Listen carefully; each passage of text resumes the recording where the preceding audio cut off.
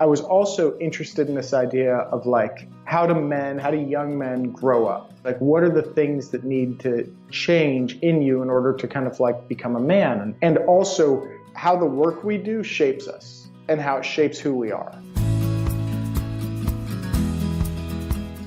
This is the Adventure Sports Podcast, where we talk to athletes, adventurers, and business owners from around the world of adventure sports. Whether you're climbing Mount Everest, starting a bike shop, or getting up off your couch to take your kids hiking for the first time, we want you to have the motivation and inspiration you need to chase that next adventure. The Adventure Sports Podcast is brought to you by Camp Crate, the leaders in fully planned, self-guided backpacking adventures, as well as backpacking gear rental. You can check them out at campcrate.net. So there's this new backpacking food company called Peak Refuel. And honestly, I gave them a shot for my last backpacking trip. Y'all, it was literally the best backpacking food I've ever had in my life. I was so impressed by them that I wanted to reach out and get a deal for our listeners. So if you keep listening to the episode, I'll tell you how to save 20% off an order with them. Hey friends, check out powder7.com, new sponsor for the Adventure Sports Podcast. I've worked with these guys for a couple of years, and two of my sons have bought their most recent pairs of skis there. What's cool is that while they do sell new skis, they also sell previously used demo skis. And these demo skis come with demo bindings, so no need to remount anything. And they are sold for less than half of what you would have to pay otherwise. Great deal, great website, great people. Check out powder7.com.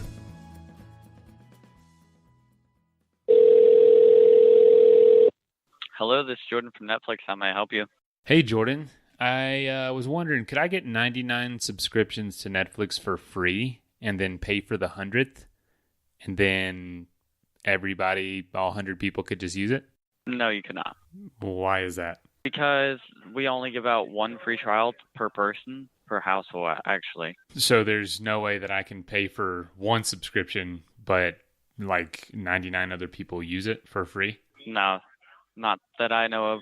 All right. Well, thanks anyway. All right. Well, thanks for calling Netflix, and I hope you have a great day. Thanks, Jordan. Look, I know we're not as entertaining as Netflix, but even to them, it sounds ridiculous to have a service for absolutely free. And the truth is, 99% of podcast listeners don't support the shows that they love. And just like something on Netflix, you know, we have production costs, we have hosting costs. There's a lot of costs actually associated with this show, and it takes money and time to produce.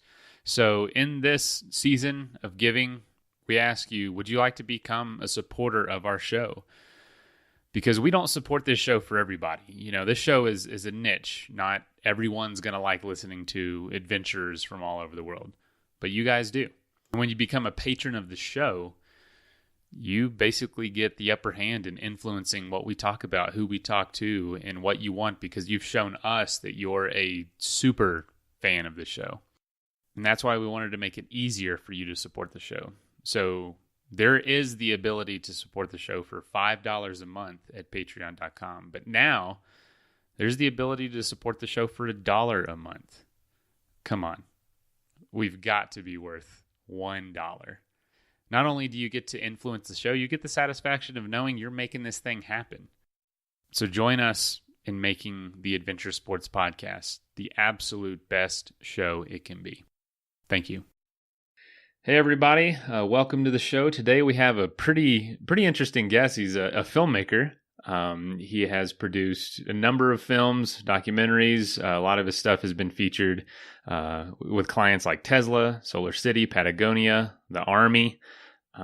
He is a professor at USC's School of Cinematic Arts and a certified Wildland firefighter.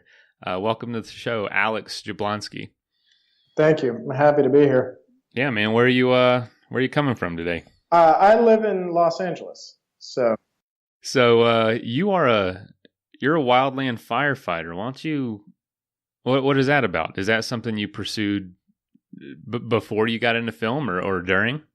No, the reason I became a wildland firefighter was to make this film, to make Wildland. So it was when we began pursuing the project, one of the things we realized was that kind of getting both access and a certain amount of like credibility was going to be really critical. And one of the ways we thought to do that was to just get certified right off the bat. So we went through the training and passed the PAC test, and then we had what was called our red cards. And so we're certified before we even began making the film. Wow, that's awesome, man. Because I watched the film last night actually, and by the way, it was fantastic. And that is what we're talking about today. Yeah, no worries. And I was thinking like, holy crap, that camera is really close to that fire. I really hope that these filmmakers like knew what they were doing, because you are in some, it's not CGI. It's precarious situations that you put yourself in. So I'm sure that was almost necessary. Absolutely. So to make the film, and so for folks, obviously folks listening probably haven't seen it. This film is about one wildland firefighting crew over the course of one summer. So you see these guys go from job interviews to training on through the entire fire season, and it kind of culminates in this big fight with a fire that's kind of broken out and escaped its containment lines. And so to make the film, we were actually members of the crew. So we weren't just, kind of dropping in, parachuting in, and shooting for a couple of days and then being out. Like, we were on the crew. We were working as firefighters. And so we were only shooting probably 10 or 15% of the time that we were out there, and the rest of the time we were actually doing the work. Holy cow. Yeah, I mean, but that was, it was really necessary to get the kind of vibe of what that work and what that life is like and what those summers feel like. I mean, it was a really critical part, I think, for us to just understand the kind of the headspace that you're in when you're out there. How difficult was it to acquire that certification? It's relatively easy, actually. I mean, you have to do a PAC test, which is that you have to, walk 3 miles in under 45 minutes while wearing a 45-pound weighted vest. And, most people in fire will tell you that's going to be the easiest thing you're going to do all summer. And then it's 5 days of training, and that's pretty much it. You have to take tests along the way, testing your fire knowledge, but that's pretty much what's required to just get your very base level wildland firefighter cert. Huh. Do you think that comes from a need for more firefighters, or is that really basically the brunt of the work? No, I think so. It's a very tiered system in the sense that certain crews for certain classifications have to have people who have multiple years of fire experience. Like the crew that I was on, which was a Type 2 IA, which stands for Initial Attack.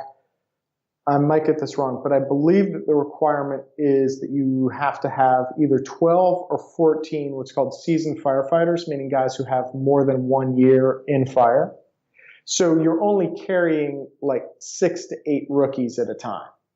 So I think what it is like once you get in and you get hired, a lot of the training and the qualifications come on the job. So pretty much it's like get these guys in, they start working, and then you're learning so much, fire after fire after fire. You're learning whether it's, radio protocols or how to work with helicopters or why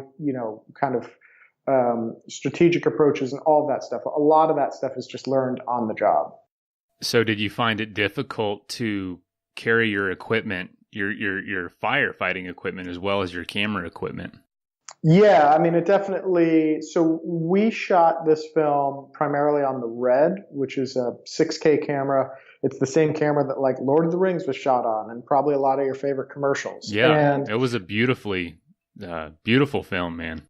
Oh, thank you so much. So, so that had some weight to it, and then we also had to carry an extra battery and a lens. But we had a really stripped down camera package, but in addition to that, you're carrying all of your water, you're carrying a hand tool, you're carrying, your lunch, you're carrying some kind of like miscellaneous stuff. Like I always carried an extra pair of socks, an extra pair of sock liners, things like that. So all in all, I was carrying probably 55 pounds at the start of the day. And as I drank my water, that would go down, but somewhere around 50 pounds. And in fire, for people who don't know, you're required to wear your pack at all times. You're required to wear your pack at all times and carry a hand tool at all times. So even when you're, digging line in one section, you're not taking that pack off. So that was just an extra 55 pounds that you're wearing for 12 to 16 hours a day. I noticed that everyone kept their packs on now that you mention it.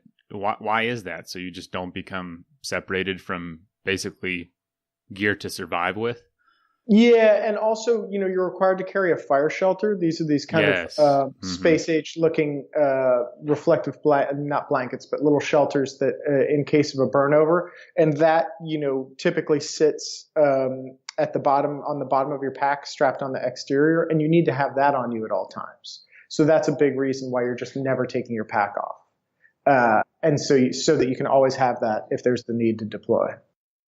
Wow. What an interesting idea. Did you know that you were going to acquire that certification when you started pursuing the idea of the film? Or was that something you realized you had to do later on? It was just kind of like, well, what's the best way to earn some trust and to show that we're serious? And so when we began to meet with people initially about shooting the film, one of the first things we would say is, well, we already have our red cards, we're already certified.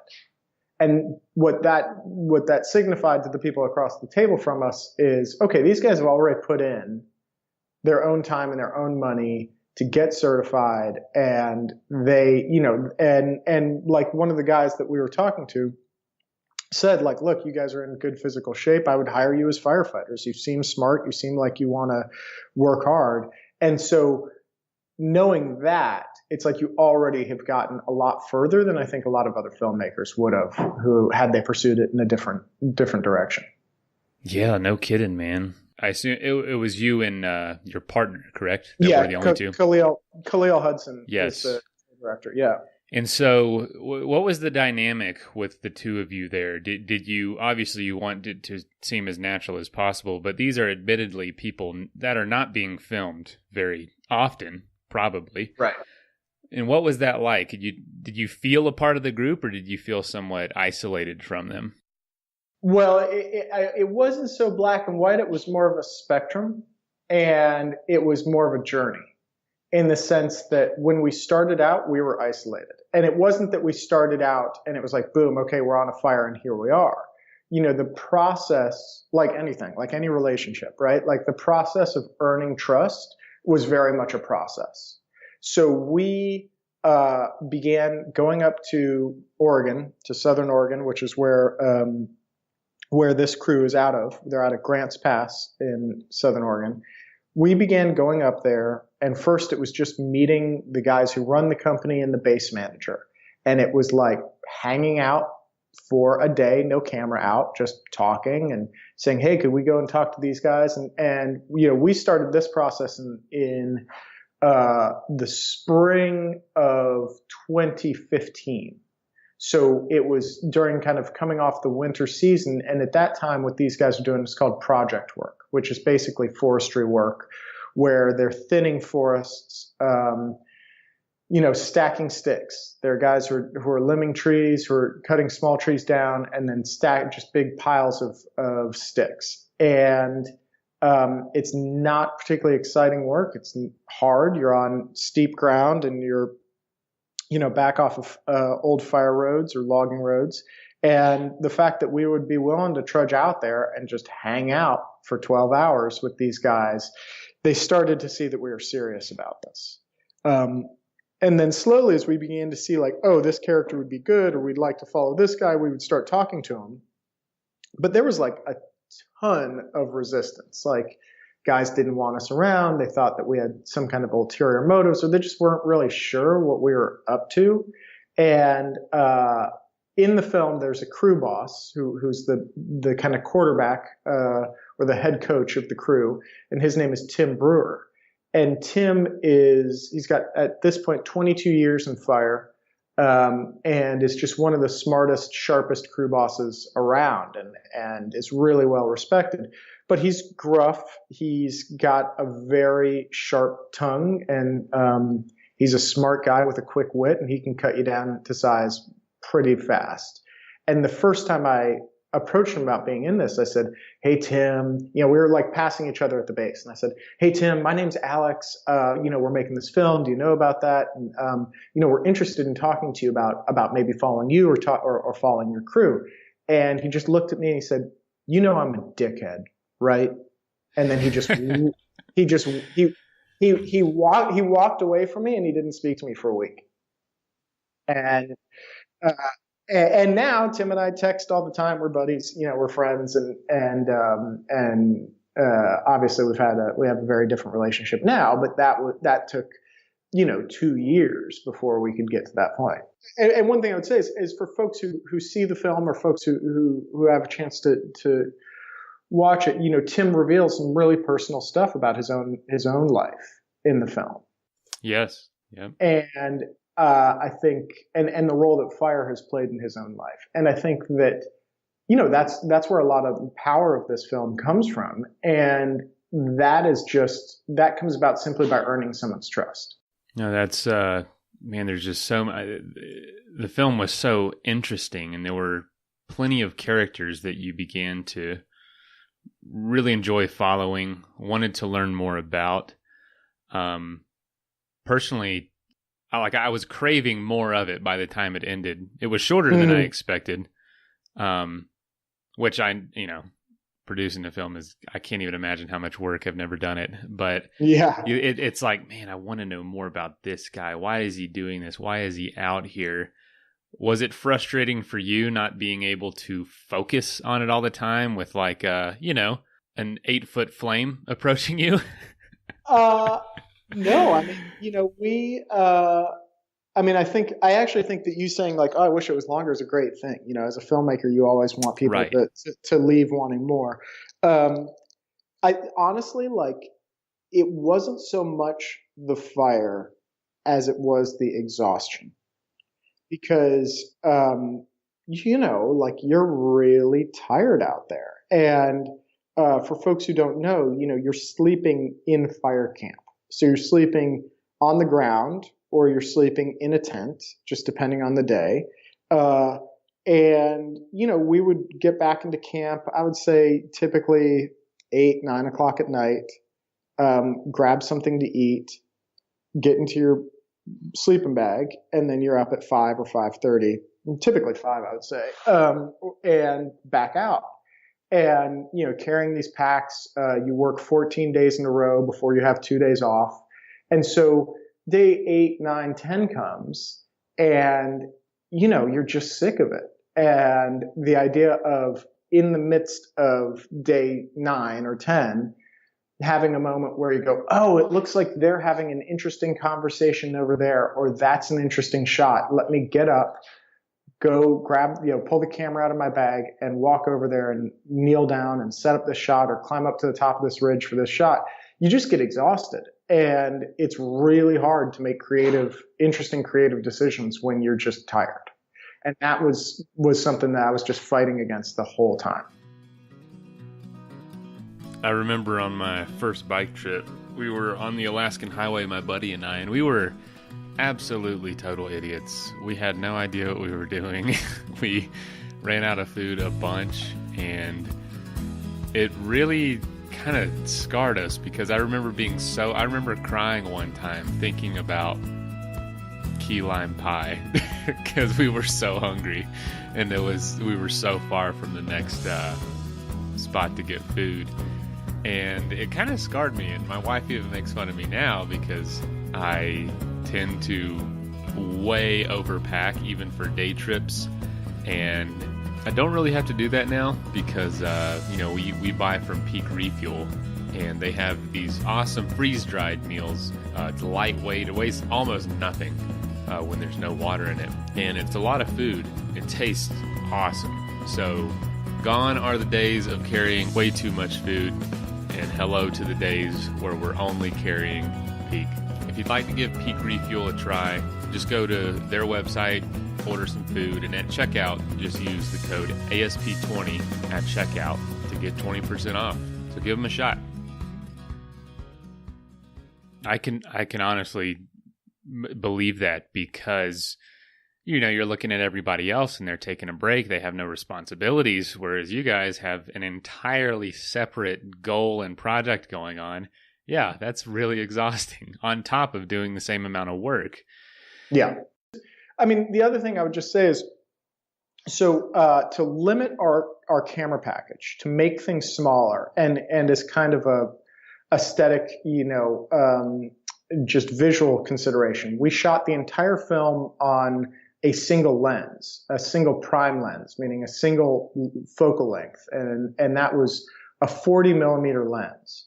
So the result is that when you watch the film, it feels really experiential. It feels like you're just immersed in this. You're riding with the guys. You're around with them. You're always kind of the same distance from them. The other thing, though, is because we didn't have a wide angle lens, when we needed a wider shot, that just means you had to get up and walk further away or hike up to the top of this ridge to get this big wide shot. So like the limited gear that we were able to carry resulted in like having to do more work on foot to get the footage that we needed. Which in turn leads to more exhaustion. Yes, exactly.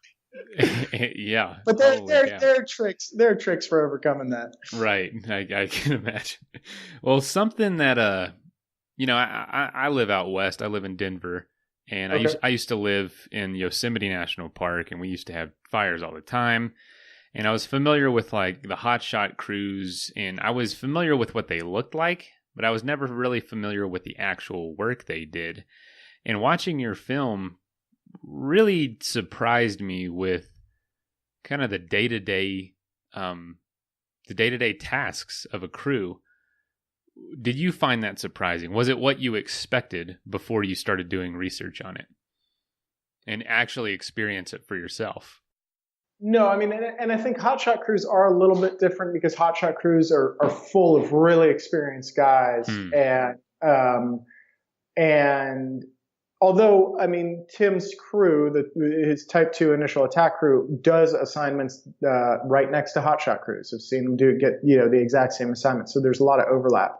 But I think what you're probably referring to is like, these guys do a lot of mopping up. They do some of the stuff that's not just raw firefighting. And I kind of expected some of that once we started getting into it, because I'd heard from folks who'd been on shot crews and other things like, it gets really tedious, or it gets, there are days where it's just awful, monotonous and not fun.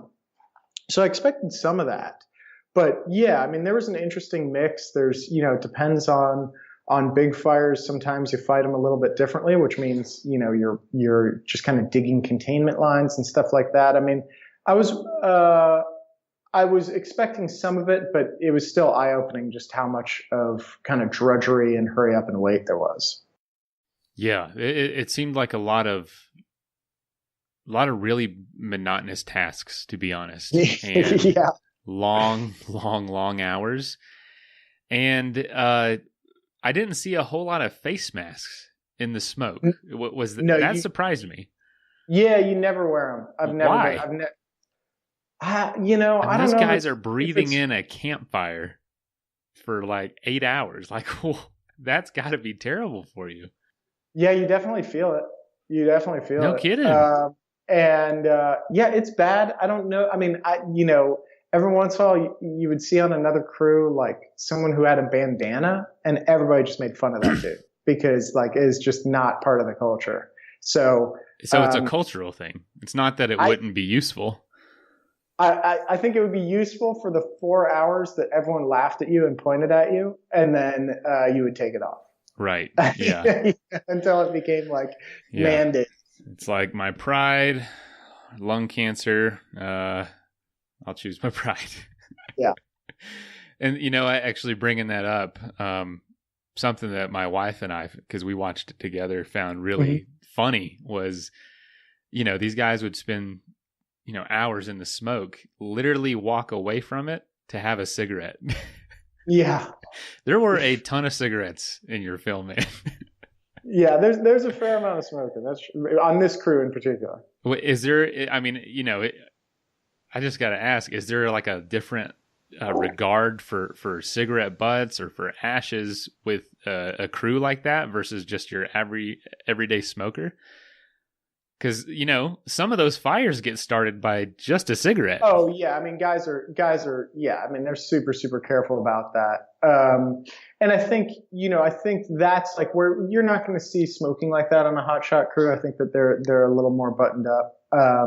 But I think some of that too is also it's the kind of culture of where this crew comes from, of Grants Pass, Oregon, and just kind of also there's a kind of like fatalism to it, which is the way that you see a lot of smoking in the military, or like with guys who are on combat deployments. It's just kind of like, well, you know what, like I'm gonna be fine, and I'll still out hike you and all this. Okay. So, we've already kind of gotten into the film, but I want to back out a little bit and just ask you, why? Why did you decide to do this film? That's a great question. So, we had made a film previously about fly fishing that was called Low and Clear. And that film was about two friends who go on who basically they shared fly fishing. Fly fishing was the thing that they did, that they loved together. They went their separate ways and they come back together for a reunion fishing trip to British Columbia. And over the course of that trip, their friendship completely falls apart because of the ways that they've changed. And the reason I'm saying, yeah, everybody check it out. And the reason I'm saying this is because that film was about the outdoors. Ostensibly, it's about fly fishing in some ways, but it was also about these much bigger kind of universal issues of like growing older, how friendships between guys change and shift, how your hobbies or your passions kind of bind you together, but they can also be the things that break you apart. And so for the next one, we were looking, at least I was looking for something where it could be a story about the outdoors, but it could be about something much more universal and much bigger. And with Wildland firefighting, I'd always had an interest in it. I'd always been fascinated by it. And I was also interested in this idea of like, how do young men grow up? Like, how do you come of age? Like, what are the things that need to change in you in order to kind of like become a man, for lack of a better term? And also how the work we do shapes us and how it shapes who we are. And so with those kind of those kind of ideas floating around, and not kind of disconnected ideas of like, well, I think this is what I want the next film to be about. When we began to pull at the thread of wildland firefighting, we found that like, oh, this is this thing that connects all of this. Like, we can tell a story about how guys are shaped by the work they do. We can tell a story about how young guys come of age, and we can tell a story about the outdoors where, in some ways the fire is like a metaphor for this kind of internal frustration that these young guys or angst are feeling. And so that was how it kind of all came together. And certain pieces of it we had, like I knew what we wanted to do with it, and certain pieces of it were just total surprises. Okay. Do you feel like you were able to address those issues? Yeah. I mean, I think that it's interesting because, some of the biggest responses to the film are not about fire. They're about the kind of individual stories and the sense of like seeing how this work does shape these guys and kind of how they carry themselves differently. Towards the end of the film, our old wise character, who's this former smoke jumper named Ed Float, who does all the training, he kind of encapsulates that in this quote of like, here's what you carry with you forever if you've become a firefighter. And that was really what we were after. Did you see that change happen in some of those men? I mean, I think you did a good job portraying, especially the two friends, the young guys. Yeah. They were really very likable, and I enjoyed following their step. Could you see that as clearly as it came across on the film? Yeah. I mean, I think that as you're constructing it in editing, you're definitely making choices that emphasize that. But yeah, I mean, I think those guys I saw being very different guys in September than they were in June. And I mean, they looked different physically in the sense that they had, kind of gotten stronger and leaner and tougher, and they carried themselves differently. And they particularly Aiden, this one character, he just, at the end of that season, he just had a totally different energy about him. And he ended up meeting a girl and having the confidence to just be like, look, I'm super into you. They're married now, and he just, Oh, wow. and they met right after fire season. And, in my mind, I'm like, I don't know if he would have had the confidence to, approach this woman, in the same way that he did had he not been in fire. It was Aiden, and what was his friend? Oh, Charlie. Was that the red-haired one? Yep, exactly. I don't know if we can say all this. Tell me. Oh, yeah, you can say all. Okay. I feel like they grew apart. Yeah, they do. Maybe their level of success within the crew was very different to me. Yeah, I mean, I think that that's interesting. Like, what's your read on it? You felt like Aiden was more successful within the crew? I felt like he made the most progress. I could just see his leadership. And I saw his friend, Charlie, you said? Right. Okay. I just totally slipped my mind again. I saw Charlie maybe draw back a little more, saying, oh, yeah, this was awesome, but I don't know. I don't know where I want to go from here. He felt a little more directionless, and obviously retreated back home. Right. And seeing the stark difference from the lifestyle he was living before to where his family's from, which was, surprisingly nice. I felt for him. I felt like, oh man, come on. You got to keep going down this path. And I felt like Aiden knew that. And I wasn't necessarily worried about him. Does that make sense? Yeah, absolutely. Well, here's an interesting update. Okay, yeah, because I don't know after that. So Charlie went back to Wichita, and he spent a year in Wichita, living in Wichita, doing landscaping jobs, and then moved to Asheville. And he was still, I don't want to say haunted, but like fire and wildland fire was still calling to him. And he decided, like, you know what, that is the life for me. And he spent the last year working in fire, and now he's just decided that is his career. He's going to be a wildland firefighter. And so that's awesome. The same way in the end of the film, you see that he, it's got a hold on him, whether he wants to acknowledge it or not, is what happened in his life. That's incredible, man. And so, yeah, so I was going to ask about that as well. What are the seasons of these folks? Do they work a season then get to go back home? I know that wildfire kind of has its own season, but yeah, well, because of a lot of things, the season's getting longer. It's kind of not ending. It's right now, Tim's crew, the crew that is portrayed in the film, is on the campfire in California, the fire that just destroyed Paradise. Yeah. So, so this year they're going to miss Thanksgiving. And last year that same crew was on the Thomas fire, which was out here in Ventura. And the crew worked right up until Christmas Day. They came home Christmas Eve night. So, the fire seasons are getting much longer, where you have dispatches in November and December. But primarily there are some guys who work seasonally, meaning that a lot of guys will either be done with college or be between, their summer off, they're going and doing this. And then every crew has some full-time year-round employees.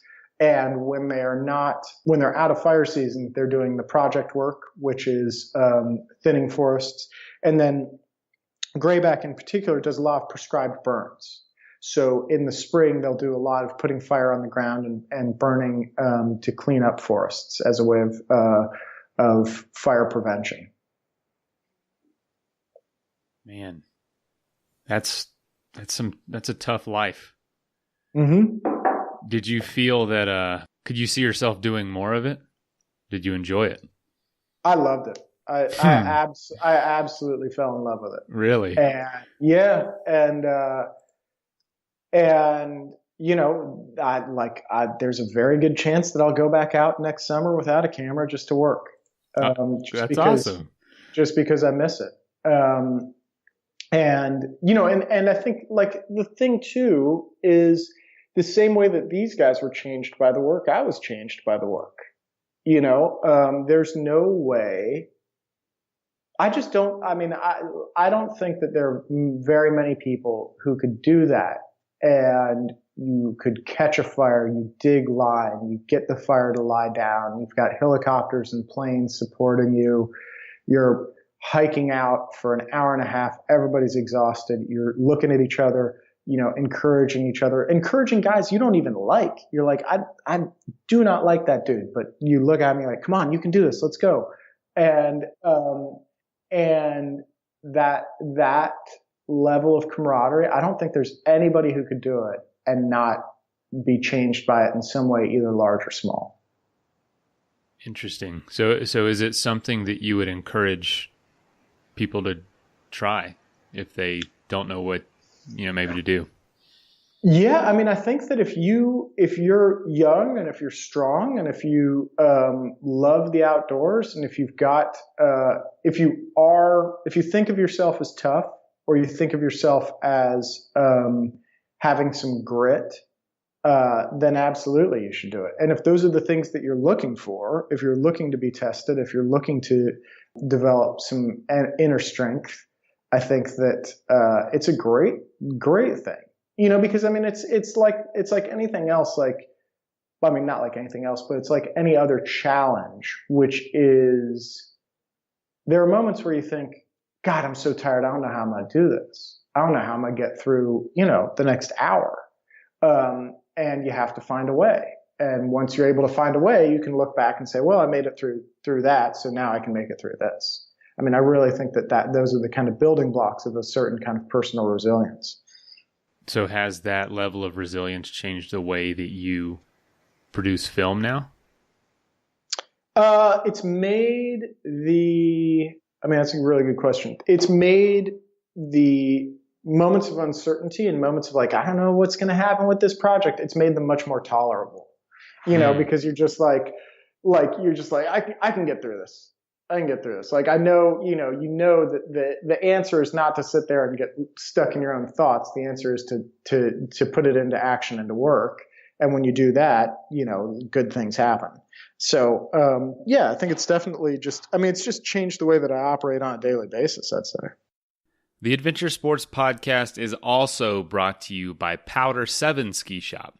Powder 7 is Colorado's premier homegrown and family-owned ski shop. Online at powder7.com, they offer a huge selection of new and used ski gear, plus full tech and boot fitting services at their shop in Golden. With personalized customer service, they set up skiers from all over the world with perfect gear. From brands like Kesley, Rossignol, Black Crows, and Head, Powder 7 is all skiing all the time. So check out powder7.com to learn more. Now, back to the episode. I've actually heard a lot about grit lately and how much is lacking in today's culture. Mm-hmm. I guess I maybe wasn't aware of that, but talked on the phone with the president of a university the other day, and he was saying he just sees it year after year. Certain things grow in people, but grit is not one of them with each passing generation. So I think you're right. I think that's an invaluable quality, and if you can have it in today's world, I think it does set you apart a little bit. And there's no place you're going to learn it better than fighting fires. So from your experience with the crew and with kind of, I mean, you fought a classic California wildfire. Mm-hmm. Do you see the system that's in place to fight those fires? Do you see it as efficient? Did you see any big gaps, or do you say, wow, these people are doing a fantastic job? I mean, so I should just say, like, despite having made this film and being in fire, like, I'm very much like still, not an expert by any stretch. Right. But I know more than probably the average person, right? And I would say this, so different fires are fought differently, and different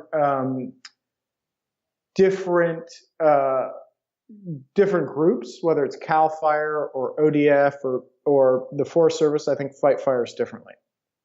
And I think that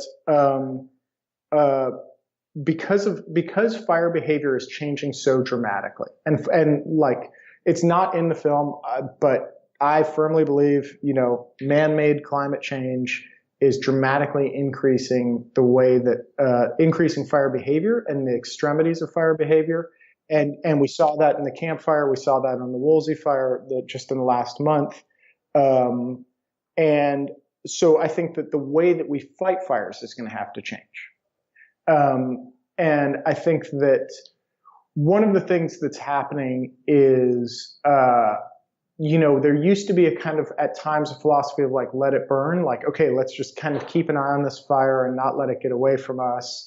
But those approaches have been kind of becoming more problematic. And a perfect example was in 2017, the Chetco bar fire in Oregon. At a certain point, it was like half an acre, and it was just kind of skunking around and smoldering on the floors. It wasn't getting into the trees, and they kind of like sought containment of it. And then at a certain point, and this is like after, I would say, like a month maybe, or 3 weeks, it just blew up, and then it was threatening towns and all of this stuff. So I think that there's going to have to be a different approach in both how we manage forests, which is not to say logging them, but to say taking care of the understory, taking care of a lot of the stuff that accumulates on the ground, and then the way that we fight fires and I don't know what that's going to be. Is it going to be, different lines of containment, multiple lines of containment? Is it going to be a much stronger initial attack where, the second that something's half an acre, it's like, get it out? But I do think that there's going to have to be a really big shift. Yeah, it's definitely challenging, because that is definitely the mindset in a lot of places, maybe that have the luxury of being a little more humid or a little more lush. Letting a fire burn is obviously, it's healthy for the forest, but you can also not allow that underbrush to get too big, because if a fire does, they suppress fires for years and years and years, and now they can't. But now with the climate drying out in these hotter places that are getting warmer year after year, you just simply cannot do that. It'll wreak absolute havoc for millions and millions of people. And looking at how big of a problem it is, I noticed in your film that the tactics to fight them are still so, because it's needed, and this is not at fault of the services in place, but like, it's so rudimentary. Like, wow, they are literally digging a line with like shovels and picks for this thing that it's a fire. But it doesn't look that intimidating when you're looking at just one little line of it. You got to remember that flame is extended half a mile in either direction, burning its way, which could just get out of hand at any second. It's just such it's almost like a cancer. It's so complex to solve, and the tactics in place are so, when you see it on the film, it really put it in perspective for me. Like, wow, that's literally what it is. It's literally fighting it like you would a rabid animal. You know what I mean? Like, I just didn't know that. And also, I think you see in the film too that like flame lengths that are 1 to 2 feet, 3 feet, which seem very manageable. Like, very quickly they're in the trees, and all of a sudden it's roaring, and you're like, oh, okay, now this is big, and like, now we have to knock it down and all this stuff. So, the way that fire is, it changes just over the course of a day. A certain section of a fire will change over the course of a day. But what I was going to say is, fire's good for a forest when it's a certain type of fire. right? Which is meaning like when it is burning on the ground. What we just saw out here in the Wolves Fire, where it burned 88% of the Santa Monica National National Recreation Area, it's like that area is just moonscaped now. And it's not going to come back for 30 years. And I think that with fire in the landscape, like we have to keep it as healthy fire. And I actually think, that's what prescribed burns do so well, is they clean up the forest, they stay on the ground, they get rid of that underbrush. And I think that if we had a giant, a budget, which we probably need to do this, that would probably help forests a lot, is to just, whether it's prescribed burns or project work where you're just getting all that stuff out and removing as much fuel. Because ultimately that's how you stop a fire, right? Is you have to either remove, you have to remove fuel, whether that's by digging a line or putting in dozer lines or whatever. So the more that we could do that outside of fire season, I think the better off we'd be. So it's fought before it's ever started. In some ways, I mean, I've also heard people talking about that certain mountain towns should basically just build a moat of defensible space around them. Just like big dozer lines and just like, clear out a lot of that so that there's a fire break, before it gets too close. And also, I realize that for you guys, you're up on this hillside. It's just a little fire line, a flame that's a couple feet off the ground, which does not seem that intimidating. But like, you don't have a lake full of water right there. So I can see water's heavy and it's hard to move. Right. And so are some of these other retardant substances. And yeah, it seems so, I watched it and think, wow, that seems so helpless for them right now. Like, because this thing is it can get so out of control. And all you have is this pick and the shovel. And and that is honestly the best thing to do. You know what I mean? Like it's really puts into perspective why fires are so dangerous and volatile. And I just think the film did a fantastic job. Thank you. Yeah. And so you obviously, you've been talking about it during this interview, and I can just tell in your voice, you're obviously extremely passionate about this now. Where do you think this newfound passion for firefighting is going to take your filmmaking? I don't think I'm going to make another film about fire, to be honest. Yeah. I think that just in looking at the careers of people that I admire, it's not necessarily, I don't like want to be the person who like, this is my beat and I'm only going to make this stuff about that. I mean, I think that if there's an opportunity, which there probably will be, to tell other stories about fire, I'll be happy to do that and interested in doing that and looking at a bigger scope. But to me, I mean, I think that what I'm interested in is documentaries that are not about like a hot button topic. You know what I mean? Where it's like a call to action, social issue documentary, which is, it's just never been my interest. I think to me, documentaries are much more interesting when they're open-hearted and they are about the human experience in a really big way. And they combine this feeling of being epic and being intimate. And so that's what I'm after. And those are the stories that I'm after, and for me, like every film starts with a question, and it starts with like, for this film, it was how do young men grow up?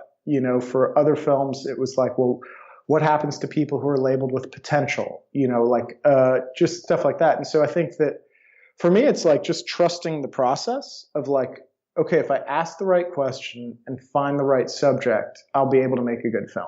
And so that's kind of what I'm taking from this and moving forward, and trying to take all of the grit and the hard work that went into this and know that no matter how tough the next project gets, having this one in the rearview mirror will give me the strength to just kind of keep pushing. Yeah. So it's not necessarily the subject, but it's the principles you've learned through it. And, not saying inspiration won't come from maybe one of the storylines or something you discovered while filming this. And I appreciate you staying away from, hot button topics, but ironically, fire is kind of a hot button topic right now. It is, but I think that it's like, if it'd be different if we were like, and there are films like this, right, where it's like, look at what's happening. Like, we need to, this is about this, and it's about this like social issue thing, and it's always talking head. So it's like a call to action, basically. Yeah, like a call to action, like really didactic and stuff like that. Like, fire's a hot button issue, and the reason, a big part of wanting to make this film too, is that, in my experience, and this was particularly true before the Granite Mountain Hot Shots tragedy in Yarnell. We never heard about the people who fight these fires. You never hear about Wildland firefighters. And I remember when the 3 firefighters died in Twisp, Washington, which was 2015, the New York Times had their deaths on the front page of their website for like an hour. And that was it. And, there was a part of me that was like, the only time that we hear about wildland firefighters is when there's a tragedy. And there's a kind of general lack, I think, of appreciation or understanding that these are regular folks who are willing to do this stuff, both for their own reasons, but also out of a desire to be of service to others. And no matter what socioeconomic background they come from, no matter what's in their past, particularly for the guys in our film, like, they really deserve a lot of respect and love. And so I think that, one of the hopes with this film is like, yeah, we're touching on a hot button topic, but my hope is that you watch this film and you're never going to hear a story on the radio or see something on the news about a fire, about wildfire, without, for at least a moment, thinking about the people who are fighting it. Yeah. And I appreciated the film coming from that angle. Those kinds of stories are always incredibly interesting. To know who's behind it. Yeah, let me just say one thing. So if people are interested in this film, we're doing a theatrical release of the film in January. And the way that it works is if you go to our website, which is wildlandfilm.com, you can see if there's a screening taking place in your area and reserve a ticket, or you can sign up to host a screening at a local movie theater. And it doesn't cost any money to host a screening. And a portion of the money that comes into the film is going to go to the Wildland Firefighter Foundation, which supports wildland firefighters who've been killed or injured in the line of duty. And then also we're going to donate a bunch of money to the California Wildfire Foundation, which helps the victims of the wildfires that we just had out here. So the website, one more time, is wildlandfilm.com, and that's where people can find. They can sign up for updates. They can find where the film's playing, or they can bring a screening to their town or city. And so those screenings are also going to coincide with the release of the film theatrically? That is how we're releasing the film. Okay. We're releasing it in this limited theatrical way where there's going to be I see. Okay. dotted screenings throughout the country. And so you just go to our website and you'll see when there's a screening happening near you, or you can just bring a screening to you. Yeah. Is there any parting, perspective or advice or something you want to share about the film or about yourself before we're done? No, I mean, I think, I hope that people enjoy it, and I hope that people get something from it. I mean, I firmly believe that if you believe in the power of work to shape you, and if you have an interest in the outdoors, this film is really worth your time, and you'll get something from it. So seek it out, find it, bring it to you, and help us raise money for these folks. Awesome. Yeah, and I totally give it my full endorsement. I absolutely loved it. It's beautifully shot. Awesome. Thank you so much. All right. Thanks so much. Thank you, man. Take care. Yeah. Have a good one. Hey, thank you so much for listening. If you know somebody that would make a good guest on the show, or if you have a pretty cool story about the outdoors or adventure sports that you want to tell us, please call us and leave a voicemail at 812-MAIL-POD. That is 812-624-5763. You can also send us an email at info@adventuresportspodcast.com. Again, it is always helpful to leave us a review on iTunes. And if you'd like to be a supporter of the show, you can give $5 a month at patreon.com/adventuresportspodcast. And links for all that stuff is also in the show notes. So thanks again for listening. And y'all get out there and do something so you can be on the show one day. All right, later. Don't forget, if you want to save 20% off the best backpacking food you're ever going to eat, go to peakrefuel.com and use ASP20 at checkout.